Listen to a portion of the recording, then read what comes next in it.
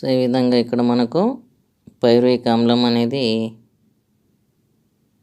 Pyruvate డైకైనేజ్ అనే enzyme చేత పాస్పోయినాల్ pyruvic ఆమ్లంగా మారి మళ్ళీ హరితరేణులోనికి పత్రాంతర కణం హరితరేణులోనికి ఎంటర్ అవుతుంది. పైరువిక్ ఆమ్లము ఎంటర్ అవుతుంది హరితరేణువులో, పత్రాంతర కణంలోని హరితరేణువులో. పైరువిక్ ఆమ్లం అనేది పైరువిక్ డైకైనేజ్ ఎంజైమ్ చేత పాస్పోయినాల్ పైరువిక్ ఆమ్లం పాస్ఫోరిలేషన్ చెందుతుంది. ఈ చర్యలో 2 అణువుల ఏటీపీ వినియోగం పొంది మనకు పీపీ 2 అణువుల ఏటీపీ వినియోగం పొందుతుంది. ఇక్కడ పీపీ పత్రాంతర కణంలోని కణద్రవ్యంలోనికి ప్రవేశిస్తుంది. ఇప్పుడు పైరువిక్ ఆమ్లము to ATP to AMP to P inorganic ఫాస్ఫేట్గా మారి పాస్పోయినాల్ పైరువిక్ ఆమ్లము పత్రాంతర కణాల్లోని సైటోప్లాజంలో ఎంటర్ అవుతుంది. ఈ విధంగా C4 వలయంలో 2 కార్బాక్సిలేషన్ చర్యలు, ఒకటి పత్రాంతర కణాల్లో, ఒకటి కార్బాక్సిలేషన్ చర్యలు పత్రాంతర కణాల్లో, ఒకటి పుంజపు తొడుగు కణాల్లో మనకు కార్బాక్సిలేషన్ చర్య అనేది అగుపిస్తుంది. ఇక్కడ ఒకటి కార్బాక్సిలేషన్, ఓకే, ఇక్కడ ఒకటి. ఇలా 2 కార్బాక్సిలేషన్ చర్యలు అనేవి తొడుగు కణాల్లోనూ పత్రాంతర కణాల్లో నాలిక పుంజపు తొడుగులో ఒక డీకార్బాక్సిలేషన్ చర్య జరుగుతాయి. ఒక అణువు గ్లూకోజ్ను సంశ్లేషణం చేయడానికి 30 ATPs అనేవి మనకు ఉపయోగపడతాయి. ఒక అణువు గ్లూకోజ్ తయారు కావడానికి 30 ATP అణువులు 12 NADPH అణువులు వినియోగము పడతాయి. ఈ వలయంలో తొడుగు కణాల్లో కార్బన్ డైఆక్సైడ్ గాఢత 12 ATP అణువులు అదనంగా వినియోగపడతాయి. ఇది C4 మొక్కలు. The difference between the C3 plants and C4 plants. C3 మొక్కలు ఎక్కువగా సమశీతోష్ణ మండల ప్రాంతాల్లో, కొన్ని ఉష్ణమండల ప్రాంతాల్లో పెరుగుతాయి. అవి C4 మొక్కలు అయితే ఉష్ణమండలము, ఉప ఉష్ణమండల ప్రాంతాల్లో పెరుగుతాయి. పత్రాలలో క్రాంజ్ అంతర్నిర్మాణం ఉండదు C3 మొక్కల్లో. ఈ పత్రాల్లో క్రాంజ్ అంతర్నిర్మాణం అనేది ఉంటుంది. క్రాంజ్ అంతర్నిర్మాణం అంటే ఏంటంటే C4 మొక్కల పత్రాల్లో నాలిక పుంజాల చుట్టూ ఉండే పుంజపు తొడుగు కణాలు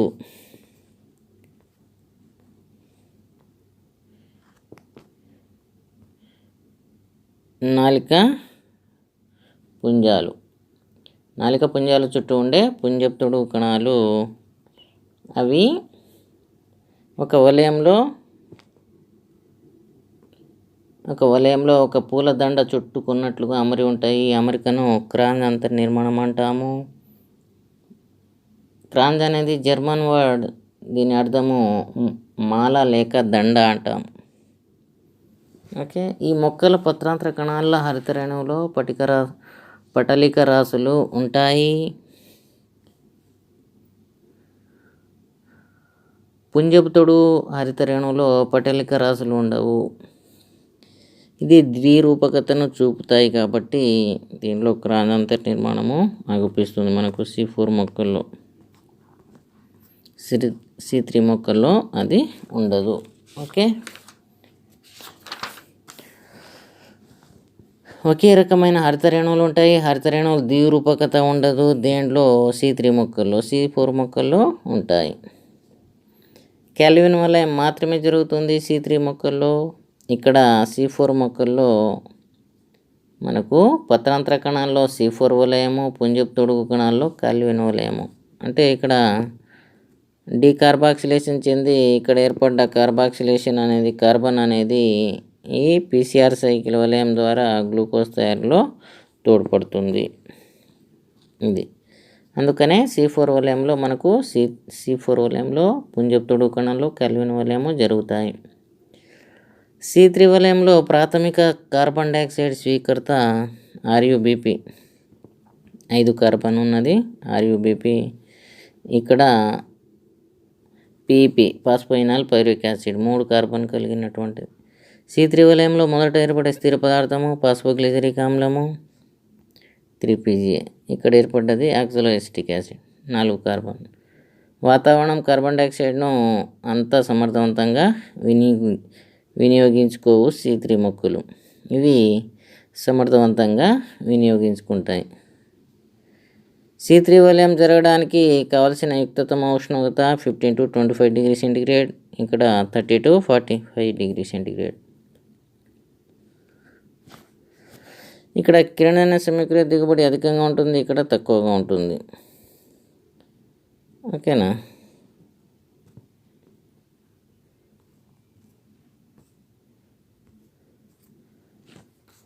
ఈ C3 వలయంలో ఒక గ్లూకోజ్ అణు సంశ్లేషణం జరగడానికి 18 ATPలు అవసరము. అదే C4 వలయంలో 30 ATPలు. ఇది కిరణజన్య C3 C4 మొక్కల మధ్య డిఫరెన్సెస్. ఇది C4 సైకిల్. ఓకే. ఈ దానిలో వచ్చే రియాక్షన్స్ డైకార్బాక్సిలిక్ ఆమ్ల వలయం అంటాము.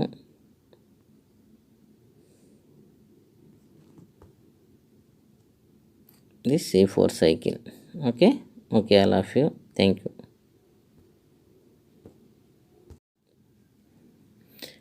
Hello, good evening all of you.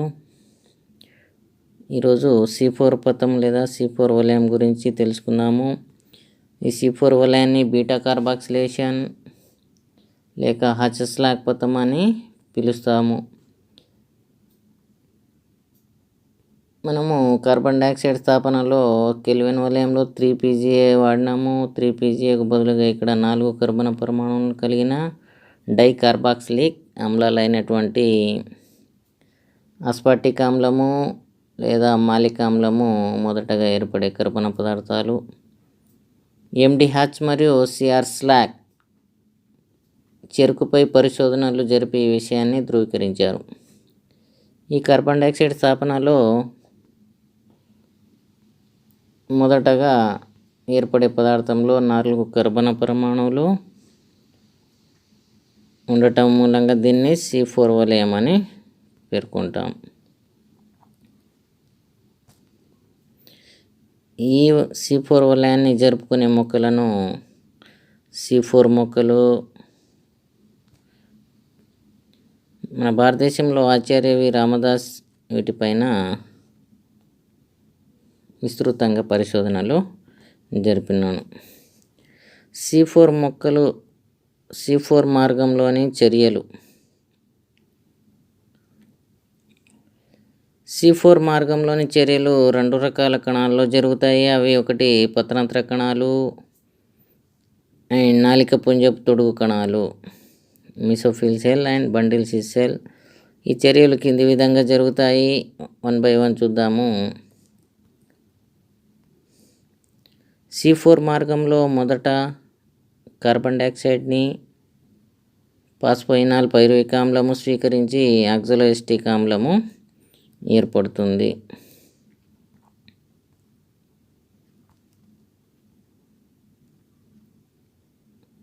మొదటగా ఇక్కడ ఏం ఏర్పడుతుంది?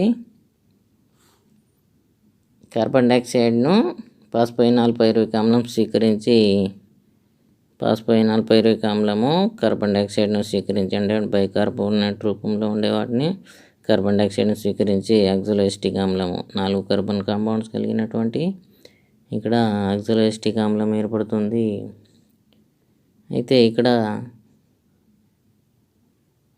4 కర్బన పరమాణువులను కలిగిన డైకార్బాక్సిలిక్ ఆమ్లము ఈ చర్య పత్రాంతర కణాల్లోని కణద్రవ్యంలో జరుగుతుంది ఇక్కడ.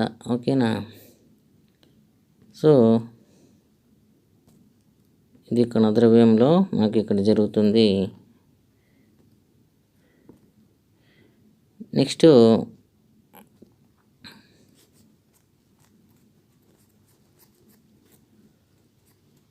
ఈ చర్యకు PEP కార్బాక్సిలేజ్ ఎంజైమ్ సహకరిస్తుంది.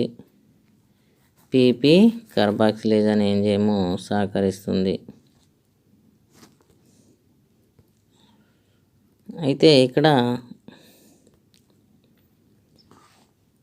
అక్జోలోస్టిక్ ఆమ్లము phosphoenol pyruvic carbon dioxide phosphoenol pyruvic ఆమ్లం gives rise to oxaloacetic acid 4 carbon compounds ఏర్పడుతుంది.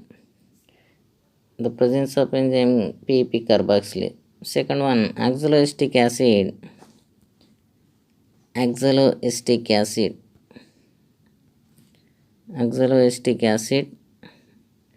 enter into the mesophyll cell.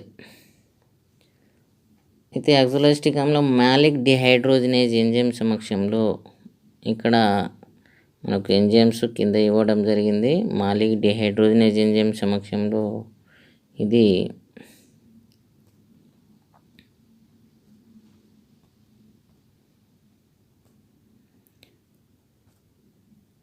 Malik dehydrogenase enzyme సమక్షంలో ఇది ఏం చేస్తుంది, అక్జోలోస్టిక్ యాసిడ్ NADPHను వినియోగించుకొని మాలేట్గా మారుతుంది, అంటే మాలిక్ ఆమ్లంగా మారుతుంది.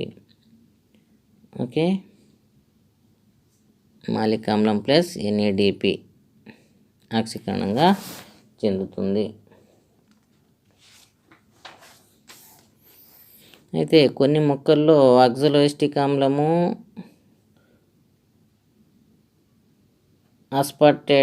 ఆస్పార్టిక్ ఆమ్లంగా ఏర్పడుతుంది. అక్జోలోస్టిక్ ఆమ్లం నుంచి ఏర్పడ్డ C4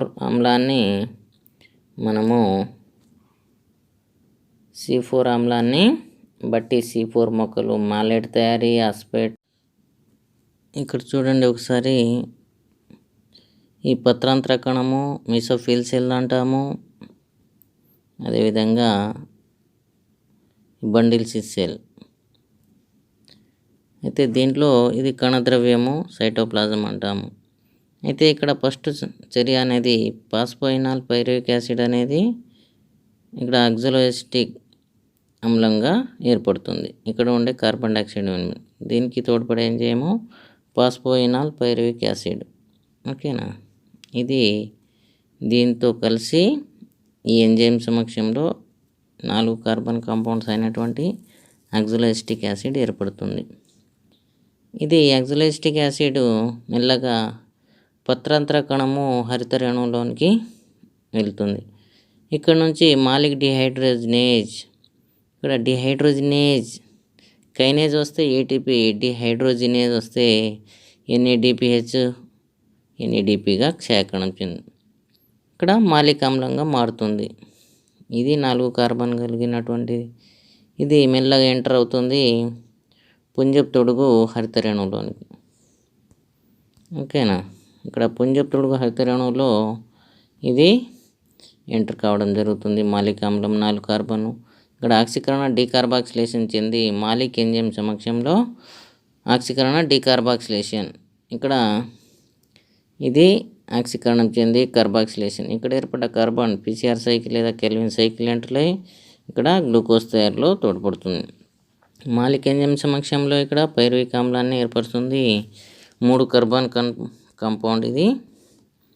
ఇక్కడ పుంజపు తొడుగు హరిత రేణువులో ఉన్న పైరువిక్ ఆమ్లం మెల్లగా ఇక్కడ మళ్ళీ సేమ్ పత్రాంతర కణం హరిత రేణువులోనికి వస్తుంది. ఇది 3 కార్బన్. ఈ పైరువిక్ ఆమ్లము పైరువేట్ డైకైనేజ్ ఎంజైమ్ సమక్షంలో 2 ATP అణువులను వినియోగించుకొని PEPగా ఏర్పడుతుంది. ఇలా ఏర్పడ్డ PEP again enter into the cytoplasm. Okay, ఇది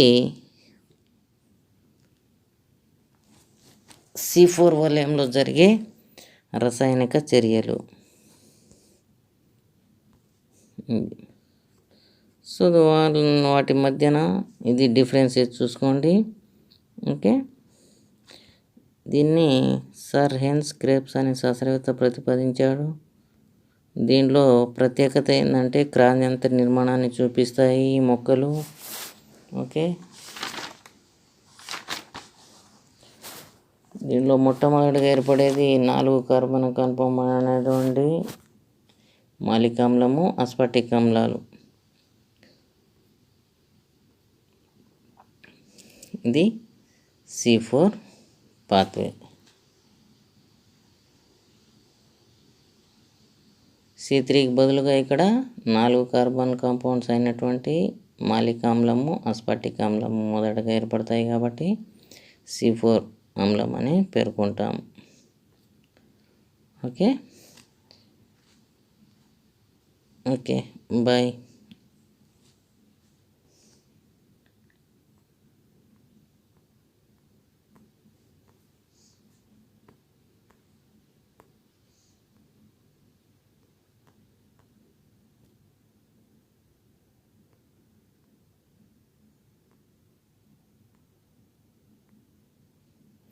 ఒక్కొక్క రియాక్షన్ ఎట్లా జరుగుతుంది అనేది దీన్ని వర్ణించుకుంటూ పోతే ఈజీగా అవుతుంది, లాంగ్ క్వశ్చన్ వస్తే.